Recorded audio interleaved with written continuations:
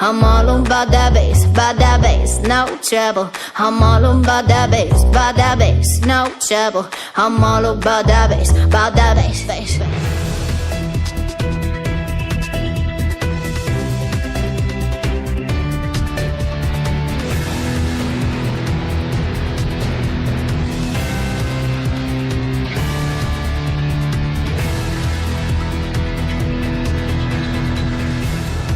Bienvenue à tous, ce n'est plus qu'une question de jours, 10 jours au plus, c'est ce que laissent entendre certaines voix, même si tout le monde n'est pas d'accord sur ça. En tout cas, il se pourrait qu'une annonce soit faite dans les prochaines heures. Le nouveau gouvernement est très attendu, mais à quoi ressemblera-t-il après la crise de l'Istiklal? Quel est le scénario le plus probable pour la formation du prochain gouvernement?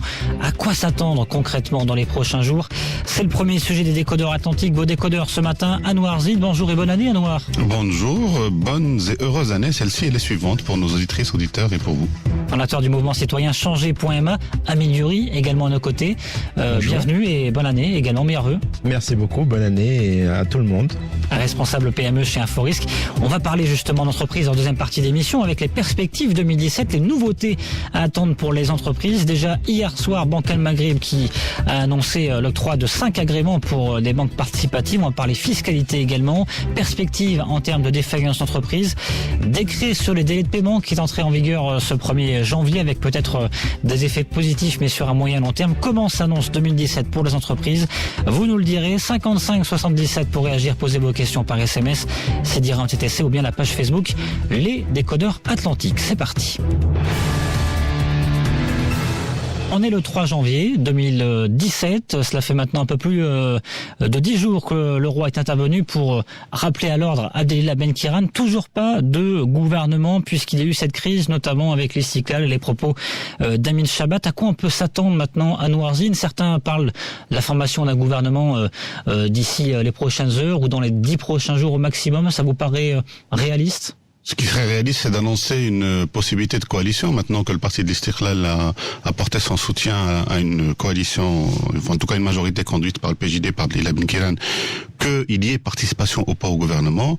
Si M. Ben-Kiran arrive à convaincre le RNI maintenant de rentrer au gouvernement, il tient sa majorité de loin, puisqu'il a déjà à peu près 180 sièges avec Istiklal, PJD, PPS, plus les 37 du RNI, voire plus si c'est toujours l'alliance, et c'est le cas d'ailleurs, RNI-UC, ce qui fait que techniquement aujourd'hui, ce matin, M. Abdelillah Ben-Kiran tient une majorité confortable pour pouvoir l'annoncer officiellement. De là à annoncer tout de suite un gouvernement, non, je pense qu'il y a des étapes mécaniques, on peut pas faire sans ces étapes-là. D'abord, la répartition des portefeuilles, le choix des profils, les doubles validations, puisque la Constitution est bien claire là-dessus. Les ministres sont nommés par Sa Majesté le Roi sur proposition du chef de gouvernement, travailler sur une déclaration gouvernementale, avoir la nomination royale, puis avoir la cérémonie d'investiture par la première chambre la première et la deuxième chambre du Parlement.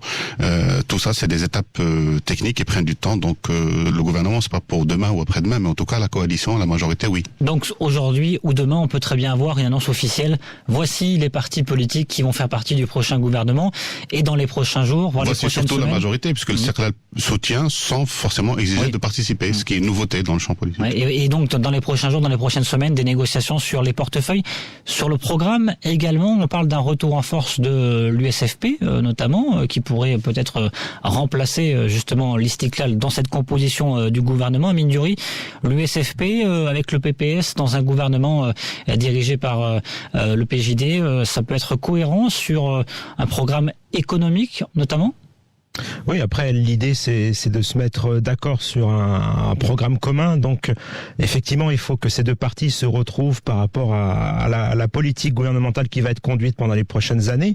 Donc effectivement, la difficulté sera là, ce sera de trouver des points d'ancrage à ce gouvernement et pouvoir rester fidèle aux idées qu'elle a défendues pendant la campagne électorale. Parce qu'on a vu l'USFP, notamment au niveau du programme économique, beaucoup parler fiscalité. C'est un peu le point faible justement du PJD, la fiscalité. On a fait beaucoup de reproches sur les assises de la fiscalité qui ont été ouvertes, une première depuis plus de 10 ans, mais finalement pour pas grand-chose. Ça peut apporter quelque chose justement l'USFP au gouvernement sur cet aspect fiscal? Oui, effectivement, la fiscalité est un point très important pour les entreprises. Je parlerai notamment de l'IS progressif, qui est une attente de beaucoup d'entreprises marocaines. Donc ça peut être un point très important, effectivement, et qui peut faire avancer les choses. Ouais. Par contre, côté social, là, il va y avoir des divergences et peut-être des musiques différentes. Ça vous paraît cohérent, justement, point de vue vision sociétale? Ça va être difficile, peut-être, ce gouvernement USFP et PJD rassemblés. Anouarzine. Je ne pense pas que l'USFP soit aujourd'hui nécessaire ou proche d'une participation au gouvernement. Je rappelle la théorie qui circule depuis hier, en tout cas dans les salons de Rabat et de Casablanca. Ce n'est pas qu'une théorie, ça paraît probable. Une majorité parlementaire qui allierait l'Istiqlal, qui aujourd'hui fait un soutien, sont exigés de participer au gouvernement. Le PJD, le PPS et le RNIUC est suffisante. Un gouvernement formé de 3 partis, puisque l'Istiqlal n'exige pas de participer, à savoir le PJD, RNIUC et PPS, plus des sensibilités, en tout cas, de compétences et de personnalités qui pourraient être proches d'un courant ou d'un autre, mais en tout cas, c'est des personnalités qui ne sont pas forcément étiquetées partisanes. Ça pourrait suffire, ça pourrait installer confortablement sans passer par justement, USFP. Largement, sans passer par une USFP qui n'était pas très claire lors de ces négociations-là, participer ou pas participer. Est-ce que c'est plutôt une proximité avec le clan de la Koutla ou une proximité avec le clan et le groupe conduit par Arnouch, finalement, qui a pu rallier à sa thèse brillamment le mouvement populaire, l'UC, et même par moment on a cru, parce qu'il y avait une belle photo qui a circulé de l'Ashgar et d'Arnouch, on a cru que l'USFP faisait front commun avec le RNI d'Arnouch. Donc voilà, les scénarios d'aujourd'hui ne plaident pas pour une participation au gouvernement de l'USFP. Ce qui donnerait un gouvernement majoritairement de droite avec une espèce de caution de gauche, si on peut encore appeler le PPS comme un parti de gauche, dans ce gouvernement. C'est un programme libéral, des valeurs de société très conservatrices, et c'est finalement propre aux résultats des urnes. Ce sont les résultats des urnes qui ont donné un PJD très haut, avec un PAM suivi en deuxième position. Après, et puis l'Istiqlal qui était quand même bien positionné comme troisième parti. Le programme commun du gouvernement précédent, celui de 2011, il y a eu beaucoup de chiffres qui ont fait mal à ce bilan du PJD, notamment 7% de croissance, ou encore baisser le chômage de manière significative. Là, vous pensez qu'Abdelia Benkiran peut faire attention justement à ce programme commun, mesurer les chiffres, il a appris, il va apprendre à Midjouri? Vous savez, passer quelques années au pouvoir, on apprend beaucoup de choses. Il y a des choses positives qui ont été faites. Il faut pas non plus cracher sur tout ce qui a été fait, notamment en matière de politique industrielle. Les écosystèmes, c'est quelque chose de très intéressant. Il y a eu des ratés, effectivement. On a vu le nombre d'emplois créés qui a été insuffisant, les défaillances d'entreprises en forte progression, les délais de paiement qui ont aussi fortement augmenté. Bon, il y a eu des choses positives, il y a eu des choses négatives. Maintenant, effectivement, on sait quels sont les points améliorés, notamment au niveau des entreprises, les points sur lesquels il faut absolument accélérer. Je pense que voilà, notre Premier ministre a une vision suffisamment claire pour mettre l'accent dessus, et notamment une question de fiscalité. Anouarzine, vous pensez qu'il y aura des chiffres ou des chiffres plus mesurés en tout cas dans ce programme? Le PJD et le chiffre ne font pas bon ménage. Il faut pas compter sur le PJD pour faire des chiffres réalistes et les appliquer. En tout cas, il faut revenir aux réalités qui sont les nôtres et dont on peut être fier ou chercher à les améliorer. Les Marocains n'ont pas voté sur la base de programmes. Ils n'ont pas fait la comptabilité ou le bilan du gouvernement pour savoir si oui ou non il fallait récompenser la majorité sortante qui, soit dit au passant, a obtenu un peu plus de sièges que ce qu'elle en avait en 2013, parce que c'est une majorité renouvelée en 2013. Je voudrais revenir juste sur cette histoire de coalition et rectifier ce que j'ai dit tout à l'heure. C'est une première fois qu'un parti soutient une majorité sans exiger de participer au gouvernement. Non, c'est faux. Il faut revenir à l'expérience de l'alternance consensuelle 1997 quand le Khatib Dieu et son âme, le Khatib, donc au nom du PJD, part voir M. Abdelrahman Yousfi et il lui apporte le soutien du petit groupe à l'époque de celui du PJD, c'était à peu près une dizaine, sans pour autant exiger de participer au gouvernement. C'est une façon d'exercer la politique. Elle est rare. C'est arrivé une fois en 97, la deuxième fois ça arrive maintenant avec l'Istiqlal qui prend cette même posture. C'est une façon de faire la politique qui est plutôt respectable et respectueuse des conditions de formation des coalitions qui sont toujours des formations très compliquées. Ce n'est pas le seul, la seule proximité avec 97. Rappelez-vous, en tout cas, je sais pas si vous pouvez vous en rappeler mon nom, mais j'ai bouquiné là-dessus.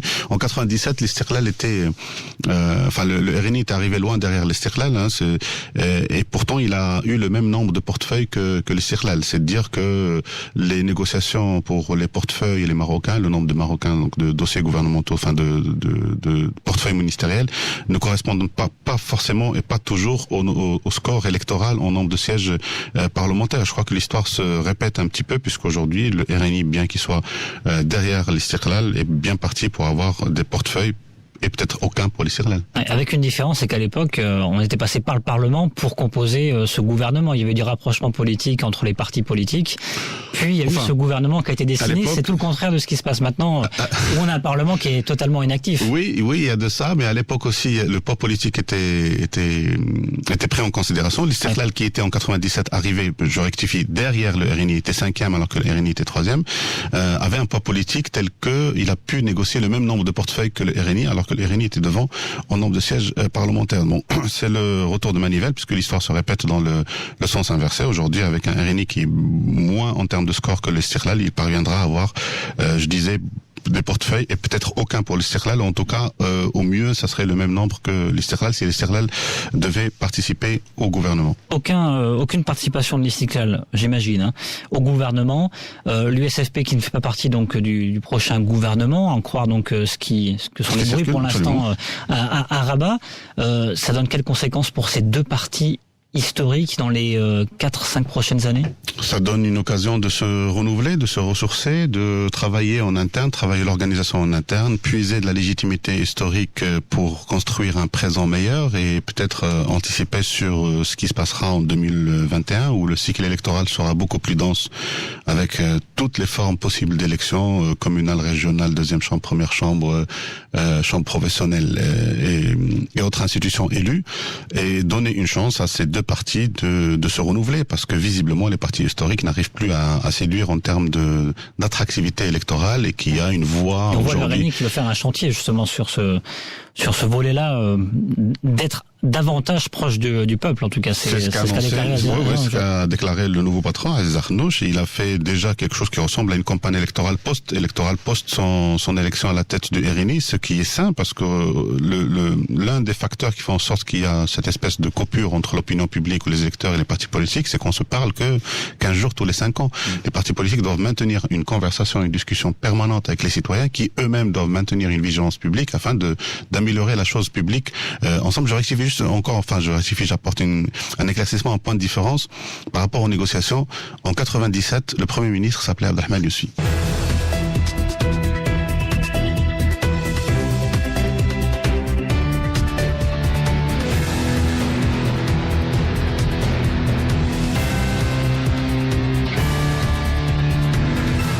La suite des décodeurs atlantiques. Ce matin, nous sommes toujours avec Amine Diouri, responsable PME chez Inforisque. Rebonjour. Rebonjour Landry. Anouar Zine, fondateur du mouvement citoyen Changer.me. Rebonjour. Rebonjour. À quoi pourrait ressembler le prochain gouvernement? Il se pourrait qu'il y ait une annonce, en tout cas d'entente entre les partis de la prochaine majorité sur ce prochain gouvernement dans les prochaines heures. Donc un communiqué peut-être aujourd'hui ou demain. Et d'ici là, il faudra former donc ce gouvernement, s'entendre sur les principaux points de programme politique à mettre en place dans les prochaines années.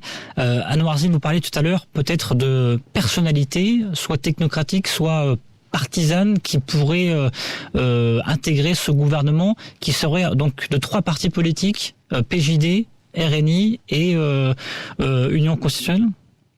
PPS, oui.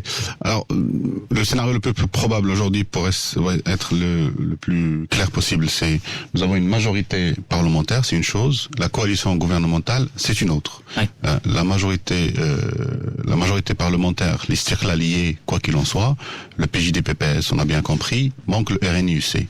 On a une majorité parlementaire. La coalition gouvernementale, c'est autre chose. Et là, il faut se rappeler le discours de Sa Majesté le roi Mohammed VI de Dakar, pour saisir l'opportunité historique qui s'offre devant le chef de gouvernement nommé Abdelillah Benkiran pour enfin former un gouvernement compact, homogène, au nombre de portefeuilles. J'aime pas le mot réduit parce que ça n'a aucun sens, mais en tout cas un nombre raisonnable, avec des compositions et une architecture gouvernementale optimisée et qui permet l'action. Donc ça pourrait être réussi. En tout cas, c'est un objectif du chef du gouvernement. Historique. Pourquoi une opportunité historique? Parce qu'il y a que 3 partis pour sommairement, hein, si on considère que RNI UC c'est un seul bloc. Donc il y a que 3 partis à satisfaire en termes de répartition du gâteau, même si l'expression est dégoûtante, du gouvernement. Et puis il y a la possibilité de s'armer de compétences qui sont reconnues dans le milieu et qui seraient ou proches, ou en tout cas on sait qu'ils ont des convictions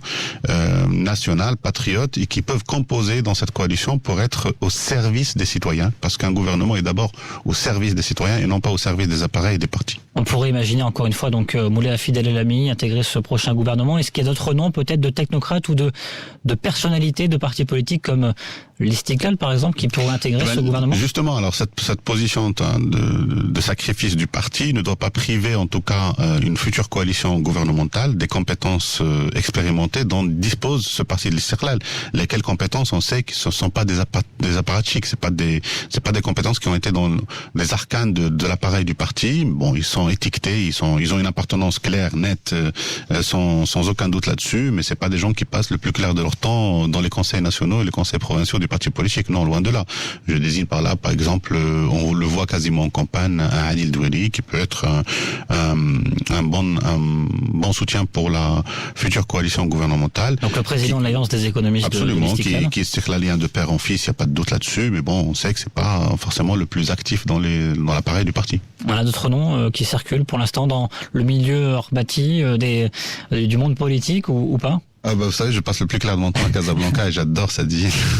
Non, je ne sais pas s'il y a d'autres noms qui circulent, mais en tout cas, c'est justement la deuxième phase pour les gens qui sont pressés d'avoir un gouvernement. Je vous le dis, c'est pas pour demain. On peut avoir l'annonce d'une majorité parlementaire, rapidement, dans les 2 jours, puis l'annonce d'une coalition gouvernementale un peu plus tard, et puis passer par tout le circuit de validation des noms, des profils et des Marocains. Il est clair que dans ce gouvernement, il y a, en tout cas, qui arrive, il y a une opportunité de faire quelque chose d'intelligent, de ramasser, de performant et d'optimiser et d'intégrer des personnalités qui sont pas forcément partisanes mais qui peuvent faire partie d'une coalition gouvernementale, ce qui est le bon sens finalement au vu de la participation réelle des Marocains aux élections. Hein. Il faut qu'il y ait des sensibilités qui viennent pas forcément des partis politiques mais qui ont beaucoup de choses à apporter à la gestion publique. Amin Diori. Oui, c'est vrai, je suis complètement d'accord. La difficulté, c'est effectivement de ce futur gouvernement, c'est d'une part un gouvernement resserré en termes de taille pour être plus efficace. Deuxièmement, il faut quand même penser à la continuité de la politique qui a été menée jusqu'à présent. Donc ça veut dire aussi garder quelques hommes en place qui ont mené une certaine politique jusqu'à présent et leur permettre de continuer ce qu'ils ont commencé. Et puis troisième point, je dirais que des personnalités c'est bien, des personnalités publiques qui ont une forte personnalité, mais à côté de ça peut aussi plus tard engendrer des difficultés avec le chef du gouvernement. Trop de fortes personnalités peuvent créer des tensions par la suite. Donc voilà, tout ça fait que c'est un mix assez difficile, c'est un savant mélange, mais ce qu'il ne faut pas oublier, c'est que le but de tout ça, c'est quand même de mener une politique économique et sociale efficace pour la suite. En tout cas, on retiendra ce matin comme scénario le plus probable PJD, RNI, UC et PPS, donc pour la formation de ce prochain gouvernement avec des personnalités qui pourraient être issues d'autres courants politiques ou des personnalités technocrates. 9h40 sur Atlantique Radio. Dans un instant, on va s'intéresser aux perspectives 2017 pour les entreprises avec beaucoup de nouveautés, notamment la dernière en date, c'est l'ouverture prochainement des banques participatives. Les agréments ont en tout cas été donnés hier soir par Banque Al Maghrib concernant donc 5 banques participatives. Juste avant la séance coup de gueule, coup de cœur. Coup de cœur, coup de gueule. Amin Diori, un coup de gueule, un coup de cœur aujourd'hui ? Alors c'est plutôt un coup de gueule. J'ai lu récemment une étude du HCP sur l'évolution du marché du travail entre 2008 et 2015. Et j'avoue que j'ai été assez surpris par les chiffres qui en sont ressortis de cette étude. Bon, globalement, la population active marocaine entre 2008 et 2015 a évolué très légèrement, passé de 10,1 à 10,6 millions de personnes. Donc pendant cette période, plus de 500 000 emplois ont été créés.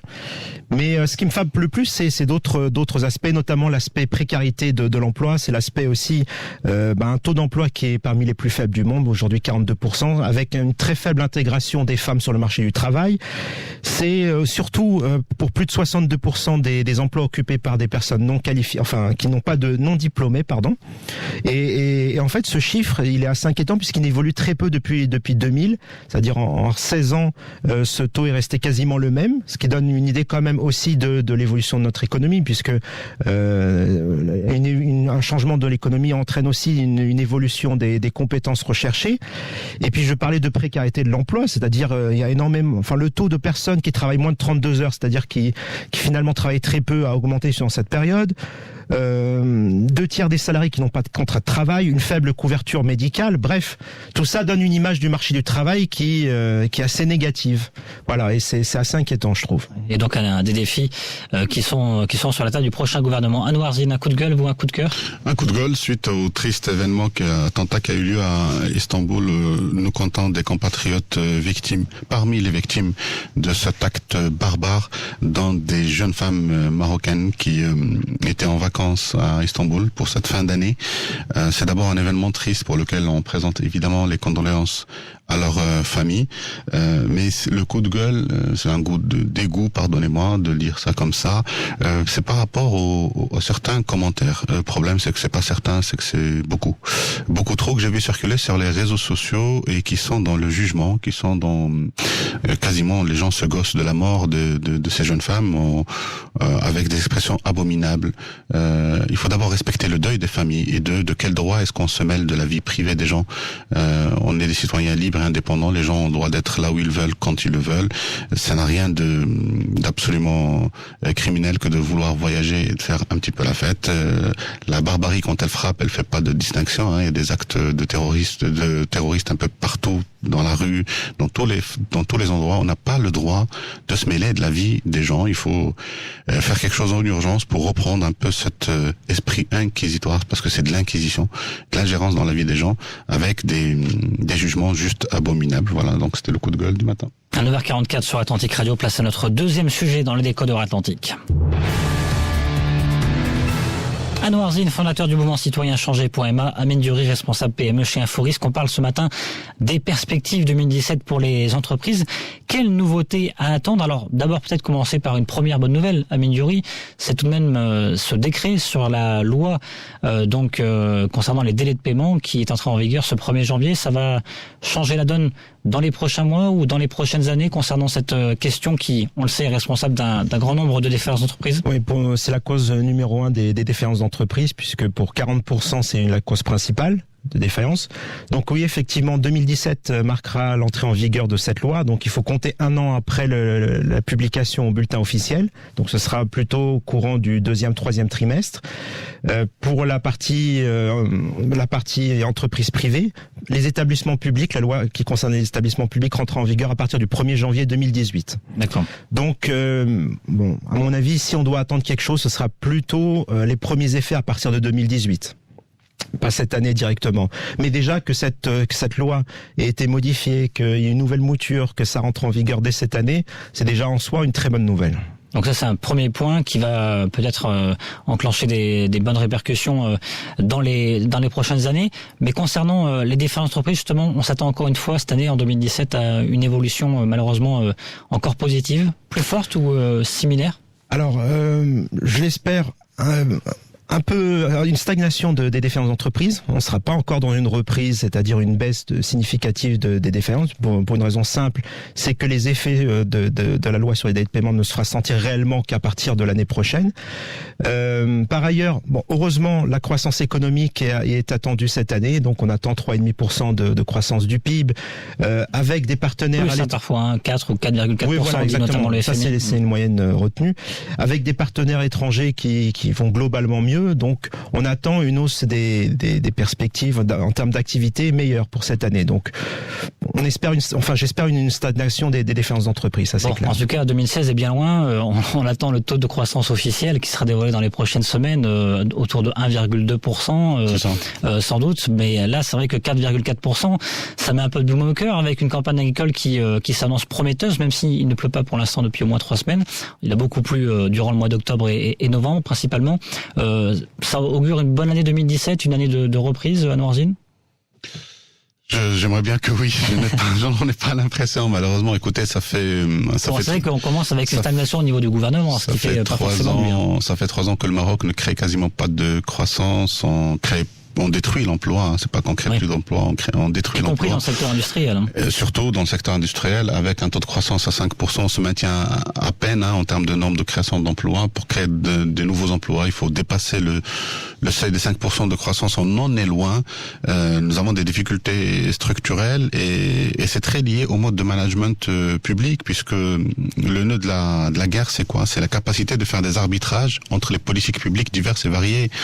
On a quand même assisté à des choses c'est juste étonnant. C'est-à-dire, on peut pas annoncer le plan d'accélération industrielle conduit par Moulay Fad Alami un lundi, puis un mercredi, le chef de gouvernement annonce la hausse du prix de l'électricité et de l'énergie de façon générale. C'est-à-dire que tout ce plan a été fait sur la base de tarifs, en tout cas, qui étaient plus déjà en vigueur 2 jours après l'annonce du plan d'accélération, etc. Enfin, il y avait plein d'accidents, plein de couacs entre les différentes politiques publiques, surtout en matière économique. C'est les différentes annonces économiques qui ont été faites durant le mandat précédent ont été ou démenties ou contrariées par d'autres décisions d'autres ministres. C'est dire que on s'est posé la question de savoir à un moment s'il y avait un pilote à bord. Et puis vous parlez à tous les grands industriels, les grands patrons et même les connaisseurs un peu des arcanes de la gouvernance publique et du gouvernement, on vous dira que le mandat de M. Delgito a été un mandat référence, en ce sens que le Premier ministre intervenait directement dans à peu près toutes les politiques publiques, tourisme, industrie, agriculture, toutes les politiques publiques, surtout les politiques économiques, et faisait des arbitrages au quotidien. Ce qui faisait faire à l'administration, parce que c'est l'autre nœud de guerre, l'administration, cette fameuse administration, les bonnes décisions administratives, politiques, tout ça, et les textes, les décrets, les petites virgules qui font en sorte que l'ensemble devient cohérent, et ça s'appelle en termes de gestion publique de la convergence. On a manqué de convergence. Et voilà, entre autres, en revenant au premier sujet, pourquoi il faut un gouvernement absolument homogène et de compétences réelles et technocratiques. Enfin, pas forcément technocratique, mais il faut en tout cas qu'il y ait de la capacité de gérer des dossiers tout en ayant un regard sur ce que fait le confrère, afin de ne pas avoir de télescopage, parce que c'est ce qui coûte très cher à l'économie nationale. Donc je pense que 2017 va être une année encore un petit peu molle, un petit peu difficile. On pourrait avoir une reprise vers la fin de l'année si tout va bien, mais nous avons une économie qui est ce qu'elle est. On dépend effectivement de la pluie. Ça, on n'a pas la main dessus. On dépend du coût de l'énergie, donc le coût du baril à l'international. Et encore, il y a une décision des pays de l'OPEP et des pays producteurs de réduire la production. Donc, il faut s'attendre probablement mécaniquement et techniquement à une hausse du prix du baril. Il n'y a plus de subventions. Je ne sais pas comment on va se débrouiller. Puis, on dépend aussi des investissements directs étrangers qui sont en baisse depuis un moment. Voilà. Donc, techniquement, il n'y a pas de quoi espérer une très très bonne année sur le plan économique, si ce n'est de la résilience et tenir bon dans les secteurs productifs de croissance et de valeur, à savoir le tourisme, l'agriculture, l'industrie et puis les services. On a tout de même eu quand même des résultats par rapport justement à ce plan d'accélération industrielle, amélioré notamment le secteur automobile, alors qu'il reste la référence ou peut-être la référence qu'on sort de trop, mais qui est devenu le premier secteur exportateur pour le Maroc. C'est quelque chose qui peut tirer vers le haut justement nos exportations dans les prochaines années. On a vu un PLF qui justement est axé sur ce volet-là, avec une réforme de l'AMDI, l'agence marocaine des investissements, qui va se transformer en agence marocaine des investissements et d'exportation, qui est attendue cette année. Donc ça, il y a quand même des chantiers qui sont en cours, qui vont ouvrir cette année 2017. Non, il y a énormément de chantiers qui sont en cours. Vous parliez du secteur automobile. Effectivement, plus important, je trouve, qu'il y a l'aspect exportation, mais il y a aussi l'aspect intégration industrielle, ce qui fait qu'il y a tout un tissu économique lié, tout un écosystème lié à l'automobile qui est en train de se structurer. Plasturgie, textile. Exactement, d'autres secteurs, d'autres industries qui se structurent de la même façon, et je trouve que c'est tout aussi important en termes de performance, de création d'emplois. Mais tout de même, il y a quand même des signes inquiétants, notamment sur différents secteurs. C'est des annonces de loi anti-dumping. Il y a le secteur du textile qui pourrait justement être le 5e secteur à réclamer des mesures anti-dumping de la part du gouvernement, parce qu'il y a une concurrence turque sur le marché local ici au Maroc qui est relativement rude. C'est des signaux inquiétants. Ici, ça a des répercussions sur le côté emploi. Alors, je dirais que plutôt que de parler de l'aspect anti-dumping, je parlerais plutôt de l'aspect productivité, de l'aspect compétitivité de nos industries. C'est là le vrai problème. Anouar parlait par exemple du coût de l'augmentation du coût de l'électricité. Ça a évidemment un impact direct sur la compétitivité de nos entreprises, et c'est là-dessus qu'il faut jouer pour être plus compétitif. Si on était compétitif par rapport aux acteurs turcs, il est évident qu'on ne demanderait pas ce type de protection anti-dumping. Donc il faut baisser les coûts d'énergie. Il faut jouer encore plus la carotte fiscale pour différents secteurs. Alors, effectivement, il y a différents aspects. Le coût du travail reste encore relativement élevé, mais je pense que c'est plutôt une question de productivité que de coût réel du travail. C'est une question de productivité. Après, effectivement, il y a le coût de l'énergie aussi qui impacte fortement. Voilà, tous ces aspects-là feront aujourd'hui que nos industries peinent face à Alors, justement, quelles pourraient être les marges de manœuvre du prochain gouvernement sur ce volet aide aux entreprises, soutien aux entreprises, baisse de l'énergie Faut travailler sur les 3 F classiques, le foncier. Nous sommes quand même dans un pays où le foncier, à vue d'œil, semble disponible. La rareté du foncier industriel est une rareté spéculative. C'est une rareté administrative d'autorisation, de classification des terrains, de raccordement aux voies et au courant électrique industriel. Donc travailler sur le foncier pour le rendre le plus accessible possible, parce que voilà, c'est du sol, on a la main dessus et on peut, avec une décision politique, le rendre encore plus accessible qu'il ne l'est dans certains points, dans certaines belles expériences de zones industrielles, par-ci par-là. Le financement, notamment avec l'apparition des financements alternatifs, peut-être qu'il y a quelque chose à travailler là-dessus, mais en tout cas le coût de financement, les entreprises au Maroc se financent, payent beaucoup, voilà, c'est très cher par rapport au coût de financement qui peut être dans des pays qui sont tout à fait comparables. Je cite que la Tunisie ou la Turquie à titre d'exemple. Et puis la fiscalité, il faut bien écouter ce que disent les patrons, en tout cas notamment à travers la CGM, sur ces recettes parafiscales qui embêtent un peu les industriels, taxes sur le bois, taxes sur le fer, taxes sur qui sont pas de la fiscalité directe, et on voit bien que les assises de la fiscalité avaient émis derrière des recommandations là-dessus qui n'ont jamais été appliquées. Voilà 3 leviers sur lesquels on peut travailler tout de suite. Ajouter à cela la formation, parce qu'effectivement il faut travailler sur la productivité, notamment celle de la main d'œuvre s'agissant de l'industrie, ou même à des niveaux plus élevés de l'encadrement chez les managers ou les chefs de projet ou les cadres supérieurs. Et puis à ce moment-là, on commence à parler des aides de l'État et des régions, parce que nous avons aujourd'hui des régions, des communes, pour améliorer la compétitivité, c'est-à-dire le soutien à l'export, le soutien à la promotion, améliorer la connectivité et la mobilité dans des territoires où la main-d'œuvre semble accessible, où le foncier n'est pas cher. Ce qui manque, pourquoi on fait pas une usine pour fabriquer des chaussures à Rachidia? Mais parce qu'on n'a pas accès aux ports et aux principaux réseaux de distribution. On travaille sur la connectivité et la mobilité pour pouvoir permettre justement à un industriel de créer une usine de chaussures à Rachidia. Je donne un exemple comme ça, bête, stupide, mais il y a tellement d'exemples sur lesquels on peut travailler pour améliorer la compétitivité, mais d'abord travailler sur l'essentiel, à savoir le foncier, le financement, la fiscalité et la formation. Sur les banques participatives, justement, donc on le disait tout à l'heure en introduction, en Minduri, agréments qui ont été distribués hier soir par Banque Al-Maghrib, c'est vraiment attendu par les entreprises. Ça peut être un mode de financement qui peut être prisé par une grande partie des entreprises. Oui, effectivement, il faut rappeler que le taux de bancarisation au Maroc est relativement bas, puisqu'on est autour de 60-65%, donc il y a une grosse partie quand même des Marocains qui n'ont pas confiance, qui ne veulent pas mettre leur argent dans les banques.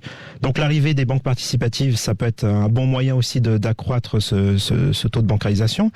Maintenant, il faut dire une chose, le fait qu'il y ait eu l'octroi d'agréments aux 5 banques ne fait pas que ça va rentrer en vigueur très rapidement, parce qu'il y a encore des chantiers sur lesquels la Banque centrale doit encore plancher.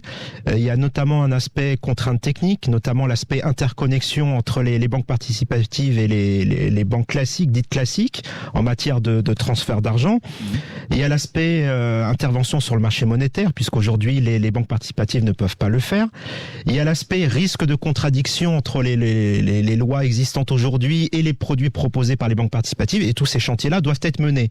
Et une fois que ces chantiers ont été menés et que des solutions seront apportées, ces solutions devront être validées par le Conseil supérieur des oulémas, qui forcément va plancher sur des sujets très techniques, donc ils vont mettre du temps à comprendre, donc ça risque d'être assez difficile. Il y a une enquête de Abouab qui a été menée début septembre qui parle de 24% des entreprises marocaines non bancarisées pour raisons religieuses. Ça fait quand même un montant assez important. Ça veut dire qu'il y a vraiment de la marge de manœuvre?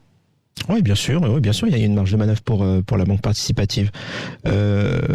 C'est, à mon avis, ça sera très intéressant, justement, permettre à ces entreprises aujourd'hui non bancarisées, donc qui n'ont pas accès à des comptes bancaires, qui n'ont pas accès au financement bancaire, de pouvoir justement trouver des solutions qui sont conformes à leurs croyances. Donc c'est une très bonne chose. On parle d'entreprise, on parle d'emploi au tout début. Si on devait terminer sur l'emploi cette année 2017 à Noarzine, comment on peut sentir ce marché?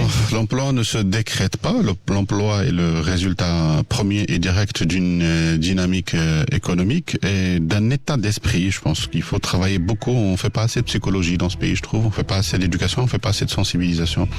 J'ai rien contre les croyances des uns et des autres, mais quand même, il faut expliquer aux patrons d'entreprise que le paradis et l'enfer ne se cachent pas derrière l'enseigne de la banque à laquelle on va traiter et que, à un moment donné, il faut aller au-delà de ces croyances de halal et de haram, parce qu'il faut savoir que ce qui est haram, c'est de pouvoir, enfin, ce qui est haram, ce qui serait interdit, ce que aucune spiritualité ne tolère, c'est de faire du mal à son économie, à son pays et ne pas créer d'emploi parce qu'on a certaines convictions. Je pense qu'il faut dépasser tout cela. Le Conseil de Ulama doit faire un travail sérieux là-dessus et finalement, qu'est-ce qu'on voit? Que les banques participatives sont un peu gérées par les mêmes banques classiques, banques commerciales. Donc voilà, il faut arrêter cette hypocrisie. Sur le volet emploi, on peut s'attendre travailler sur des questions de fond qui vont faire en sorte qu'on va s'en sortir. Sur le volet emploi, on peut s'attendre à quelque chose ou pas du tout, pas grand-chose en tout cas pour cette année 2017 à Miduri. Après, tout dépend de différents aspects. Il y a l'aspect croissance économique qui va pas être exceptionnel, donc à mon avis à ce niveau-là on créera pas plus d'emplois que les précédentes années. Il y a l'aspect entreprise aussi, puisque c'est elle qui crée ces emplois et principalement les TPE, et malheureusement elles sont dans une situation financière qui est assez périlleuse. Donc voilà, chaotique, oui, exactement. Donc voilà. Bon, bonne année, mauvaise année entre les deux. J'espère mitigé, mais en progression. J'espère en progression en tout cas. Amine Diouri, responsable PME chez Inforisk à Noarzine, fondateur du mouvement citoyen Changer.ma. Merci messieurs, à très bientôt. Merci dans les beaucoup. Décodeurs Atlantiques. Il faut rester avec nous dans un instant. Les experts atlantiques avec Fessat Adlaoui. C'est à 10h10, à 10h le point info en langue arabe avec Mourad Baba. Excellente matinée.